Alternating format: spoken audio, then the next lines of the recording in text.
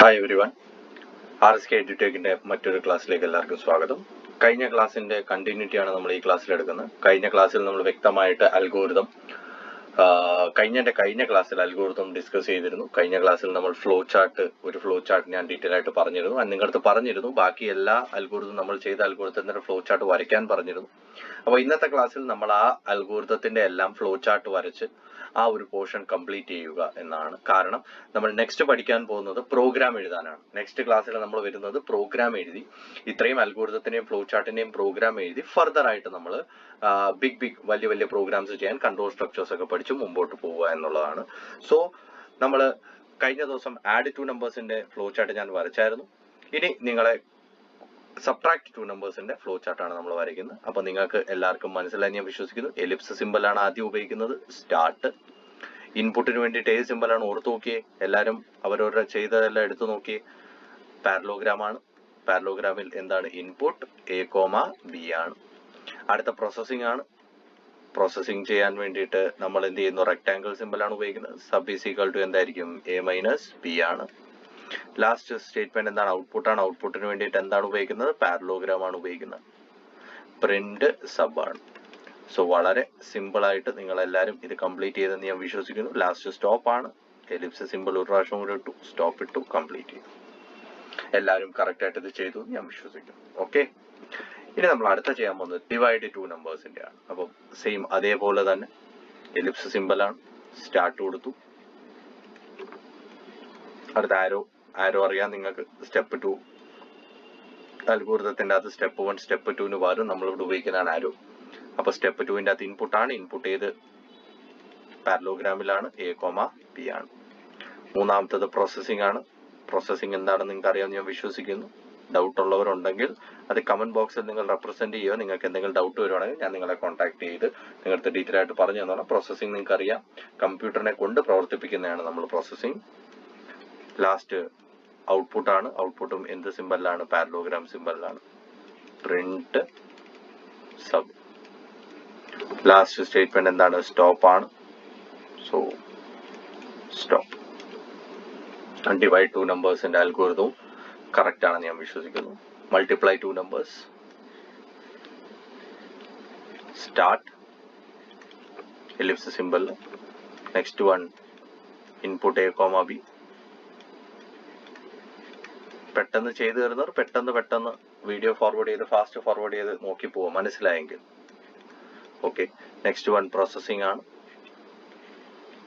MUL is equal to എന്താണ്? A into B ആണ് നമ്മുടെ മൾട്ടിപ്ലിക്കേഷൻ. ലാസ്റ്റ് സ്റ്റേറ്റ്മെന്റ് എന്താണ്? പാരലോഗ്രാം ആണ്. പാരലോഗ്രാമിന്റെ അകത്ത് പ്രിന്റ്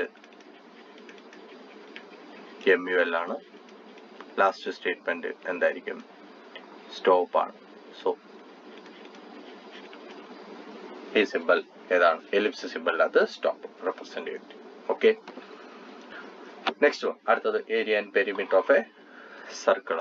സോ ഫസ്റ്റ് സ്റ്റേറ്റ്മെന്റ് വെച്ച് നോക്കുവാണെങ്കിൽ നമ്മുടെ എന്തായിരിക്കും? എലിപ്സ് സിമ്പിൾ ആണ്. സ്റ്റാർട്ട്. രണ്ടാമത്തെ സ്റ്റേറ്റ്മെന്റ് അകത്ത് നമ്മൾ എന്താണ്? ഇൻപുട്ട് ആണ്. പാരലോഗ്രാം. Input R. മൂന്നാമത്തെ സ്റ്റേറ്റ്മെന്റ് എന്താണ്? പ്രോസസ്സിംഗ്. സോ സ്റ്റെപ്പ് 3യും സ്റ്റെപ്പ് 4ഉം ഇവിടെ ഞാൻ സ്റ്റെപ്പ് 3 തന്നെ എഴുതിയിരിക്കുന്നത്, തെറ്റാണ്. സ്റ്റെപ്പ് 3യും സ്റ്റെപ്പ് 4ഉം രണ്ടും പ്രോസസ്സിംഗ് ആണ്. അപ്പൊ രണ്ടും ആക്ച്വലി നിങ്ങൾക്ക് ഒരൊറ്റ റെക്ടാംഗിൾ സിമ്പിളിനകത്ത് നിങ്ങൾക്ക് എഴുതാം. രണ്ട് റെക്ടാംഗിൾ സിമ്പിൾ വരയ്ക്കുന്നതിന് തെറ്റൊന്നുമില്ല. ഒറ്റ ഇതിൻ്റെ അകത്ത് ചെയ്യാവുന്നേ ഉള്ളല്ലോ. Area is equal to 3.14 into R into R. Perimeter എന്തായിരിക്കും? Perimeter is equal to 2 into 3.14 into R. Please ബോക്സിന്റെ അകത്ത് തന്നെ നിർത്തി എഴുതണം, കാരണം റൂൾ അതാണ്. പ്രോപ്പറായിട്ട് റെക്ടാംഗിൾ പ്രോപ്പറായിട്ട് വരച്ച് അതിൻ്റെ അകത്ത് തന്നെ നിർത്തണം കേട്ടോ. അടുത്ത സ്റ്റെപ്പ് എന്താണ്? ഔട്ട്പുട്ട് ആണ്. ഔട്ട്പുട്ടിനകത്ത് പാരലോഗ്രാം ആണ്. പാരലോഗ്രാമിന്റെ അകത്ത് പ്രിന്റ് ഏരിയ, പെരിമീറ്റർ. പ്ലീസ് അകത്ത് തന്നെ നിർത്തി നിങ്ങൾ വരയ്ക്കണേ. ഞാൻ എഴുതുന്നത് കൊണ്ട് നിങ്ങളും അത് അതേപോലെ എടുക്കരുത്. അകത്ത് തന്നെ, സിമ്പിളിന്റെ അകത്ത് തന്നെ പ്രോപ്പറായിട്ട് വരച്ച് നിർത്തിയിരിക്കണം. ഓക്കെ, ക്ലിയർ ആണെന്ന് ഞാൻ വിശ്വസിക്കുന്നു. അടുത്ത area and perimeter of A rectangle. Same ellipse ആണ്. അപ്പോൾ ഇത്രയും എഴുതിയ സ്ഥിതിക്ക് എല്ലാവർക്കും നല്ല വൃത്തിയായിട്ട് ഫ്ലോ ചാർട്ട് വരയ്ക്കാൻ മനസ്സിലായെന്ന് ഞാൻ വിശ്വസിക്കുന്നു. Input L, B, processing symbol rectangle, area is equal to length into breadth, perimeter is equal to 2 into length plus breadth, last parallelogram symbol nathu print area, perimeter, last step endana stop. Okay, area and perimeter of a rectangle clear aanu njan vishwasikkunnu. Next, to find the simple interest inde flow chart varakkuva. Start. Next, parallelogram input aanu, so input P, R, T. Okay, ശ്രദ്ധിച്ച് നോക്കിക്കോണേ, വേരിയബിളിൻ്റെ ഒക്കെ small ലെറ്ററും capital ലെറ്ററും മാറിപ്പോരുത്. ഇപ്പം അൽഗോരിതമായിട്ട് വലിയ കുഴപ്പമൊന്നുമില്ല, പക്ഷെ എന്നാലും വേരിയബിൾസിൻ്റെ name ഒരിക്കലും മാറരുത്. Perfect ആയിട്ട് വേരിയബിൾസിൻ്റെ നെയിം പ്രോപ്പറായിട്ട് തന്നെ റെപ്രസെൻറ്റ് ചെയ്യുക. അല്ലെങ്കിൽ കമ്പ്യൂട്ടറിൻ്റെ അകത്ത് നമ്മൾ പ്രോഗ്രാമിലോട്ട് കൺവേർട്ട് ചെയ്യുമ്പോൾ അത് പ്രശ്നമായിട്ട് വരും. കാരണം കമ്പ്യൂട്ടറിന് മനസ്സിലാവത്തില്ല. അത് നമ്മൾ ഡിസ്കസ് ചെയ്യുന്നതായിരിക്കും നമ്മൾ. Next one, parallelogram, print SI, last stop. Okay, simple interest clear ആയി ഞാൻ വിശ്വസിക്കുന്നു. Next, sum and average of 3 numbers. Oval symbol, start, parallelogram ആണ് next. Input x, y, z. Next, അതിന്റെ സമ്മും ആവറേജും കണ്ടുപിടിക്കും. So rectangle, sum is equal to x plus y plus z. Average is equal to sum by 3. And then last print sum, average, last stop, ellipse symbol. Clear ആണെന്ന് ഞാൻ വിശ്വസിക്കുന്നു. അതിൻ്റെ flow ചാർട്ടും last നമ്മൾ ചെയ്തത് ഇതാണ്.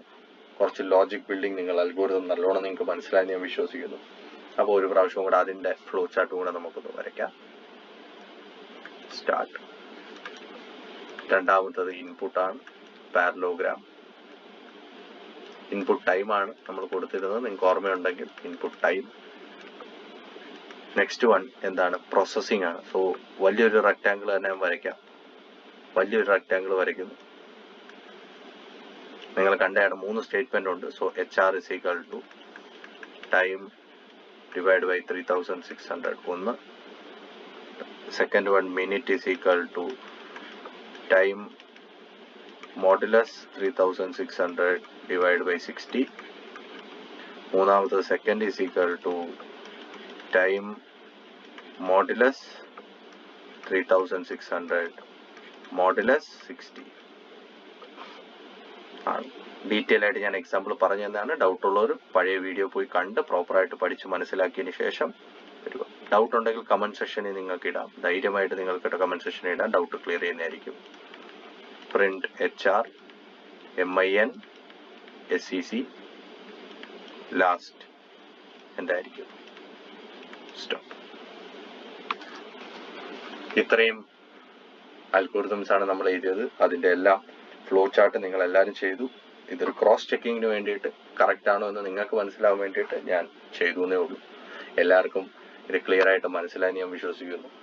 അടുത്ത ക്ലാസ്സിൽ നമ്മൾ ഇതിൻ്റെ പ്രോഗ്രാംസ്, ഇത്രയും ക്വസ്റ്റ്യൻസിൻ്റെ നമ്മൾ അൽഗോരിതം നമ്മൾ പറഞ്ഞായിരുന്നു സ്റ്റെപ്പ് എങ്ങനെയാണ്.